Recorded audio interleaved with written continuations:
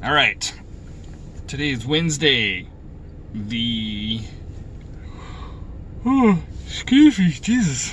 That's not how I want to start that. June 5th, 2019. And we're still in the lessons of history. And I can't remember if we went over chapter 5 or not. Chapter 5 was about character. And I probably rolled it into what I already said. And I just went through chapters 6 and 7. Make sure here.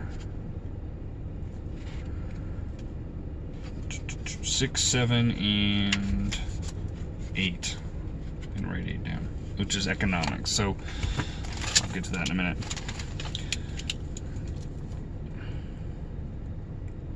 All right. So chapter 6 is a moral. So the morals over history, and this is how we are now, how we can have more or less a first world country. This goes through different parts of the world, how they oppress certain people, hierarchy of having a king, and as you move westwardly and you get to something like America, and you create democracy after you pass slavery, all those sort of things, the morality changes because of how it drives everything else, or how it can drive everything else.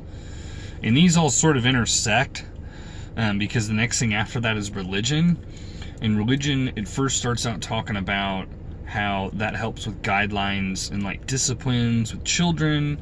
It helps give a kind of a guideline of social behavior, but it also states how they say and things happen under an act of God. So natural disasters or tragedies, it's easy to chalk it up that way. Now that we can be more scientific, we're sort of leaning that direction. But religion was a way to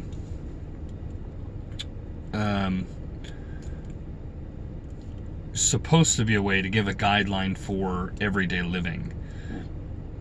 But when they wanted to justify certain behavior or justify certain radical changes, they would also use religion to do that. Now again, we get to a point like currently in the US, you can practice whatever religion you want. That doesn't matter. And you can believe whatever you want. You may get pushback depending on how extroverted you are with it. But if you go somewhere like Islam, Middle East, somewhere that has a more dedicated, foot to the ground, long-standing relationship with religion, that's a different story. You don't want to go against that just because it hasn't gotten to the point of acceptance of being different or change. So it's really interesting in the way that all works, because the last thing that I read was about economics, which was really interesting. So economics in history, it kind of shows that if you were royalty, you get to do whatever you want. If you had value under royalty, so you weren't in the family, but you were a good soldier, usually military tactics of any kind, you also held high regard. And then after that, it's just the poor, which we get to do whatever we want, which they bleed into talking about slavery, which was kind of the first to economics of, hey, you do what I tell you to do, and we can trade you among other cultures, because that was an economic trade, economic value, because it helped the status or the growth of a city. Again, as you move all the way through this, you move forward with economics. They learned that if you're like we'll say management of an older time, but really if men can control men, that's kind of all you can do. But if men can control money, then you can have the world. And with that, introducing tax was a way to do that. So tax was something that allowed a government to be able to increase the wealth. Well, it didn't always go to the people. It used to just go to the state or the kingdom or the royalty.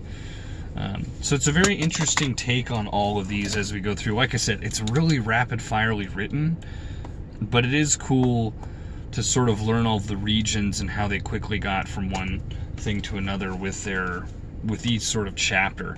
What I didn't say yesterday, though, is this book was originally, I think, written in 1968. So it's 50 years old also.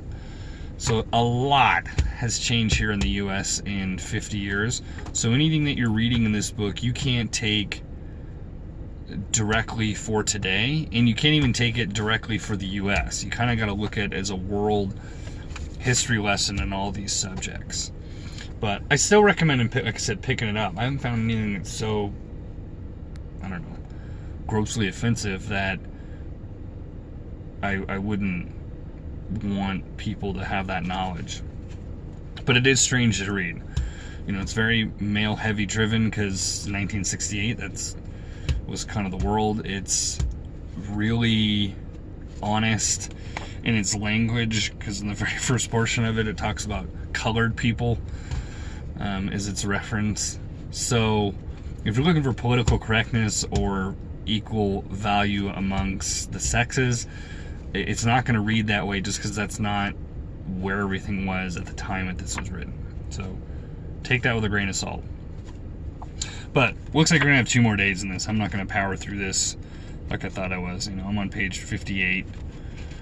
It's chapter 9. I think there's 4 chapters left. So we'll go over those over the next few days. We'll get that done by Friday. Friday is when we'll be done with this one, and we'll move on to the next book. So everybody enjoy their hump day. It is Wednesday. Get it done, and I will see you tomorrow.